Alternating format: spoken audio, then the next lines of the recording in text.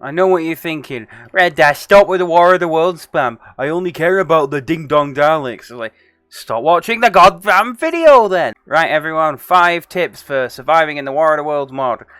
Ironically in creative mode. I'm going to tell you 5 things you need in the War of the Worlds mod. I'm not switching game mode. Alright, ladies and gentlemen, the first thing I'm going to demonstrate is the diary. Now, you can get the diary by, if we go over to JEI, definitely would recommend installing this for the mod, as the wiki is still under development.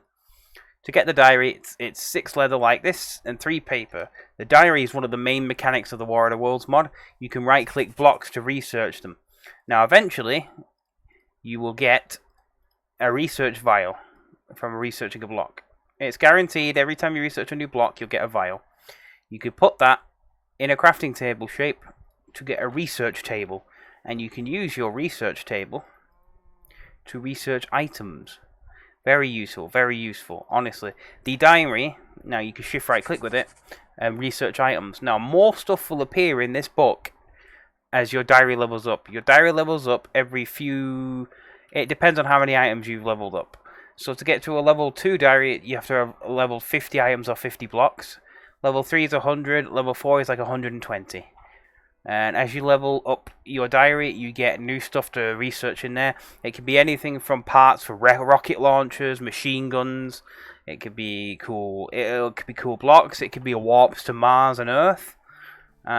Yes, the diary system's still in development, as this is a beta. We're still working on it. But yes, get a diary as soon as possible. It's one of the main features of the mod. It's one of my favorite parts of the mod personally, and you definitely want to grab one of these. Boom. Tip number 2. This is a very important one. Underground living is definitely possible in the War of the Worlds mod. So underground, you can find petrified logs like these.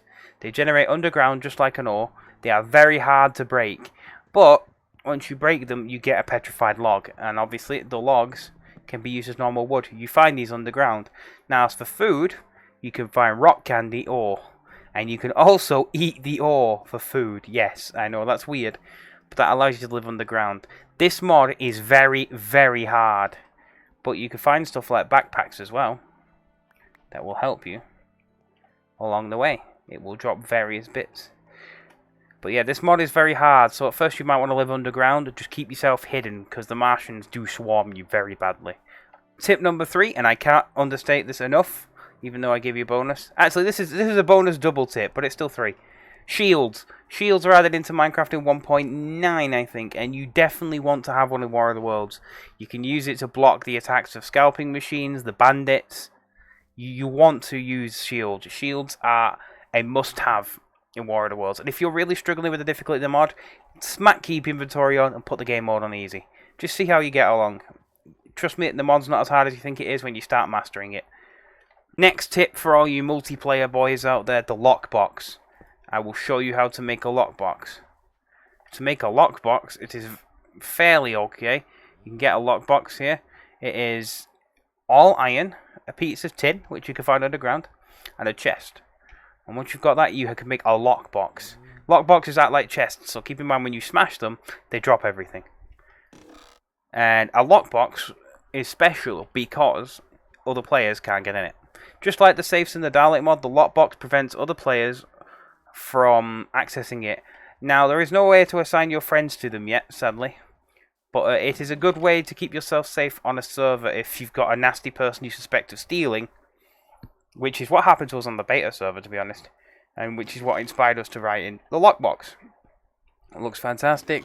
It's good. It's good for storage. It makes a creaky noise. The interface is cute. What can you not like?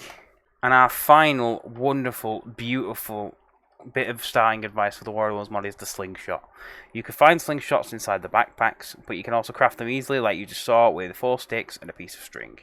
Like that. Now, the slingshot is a very low damage weapon, but it can be useful for getting rid of the flying machines that come and bother you. Now, to get ammo for it, you need rocks, and rocks can simply be made with 4 cobblestone in a crafting table shape. For example, there you go, 1, 2, 3, 4. 4 rocks. So stock up on rocks, rock and roll, and use that to shoot your enemies. I don't think I have any ammo left. Oh, I do. See? hits the cow. And it makes the old Minecraft beta noise. So yes, those are 5 starting tips for the War of the Worlds mod. But I'm here to summarise again, if too long didn't read. Stay safe, stay underground, eat rocks, go for the wood, shoot down things in the sky, craft stuff, make a diary, research stuff, and you'll be just fine. Thank you all for putting up with the delays in the release of the mod. Thank you all who've been supportive and not have shouted at us for not making Doctor Who. And honestly, it has been a great pleasure making this mod. Report any bugs you find. We want to make it very nice for full release. We appreciate having you around. You're always free to join the War of the Worlds mod server. I'll leave another link in the description to the IP. Take care. Thanks, guys.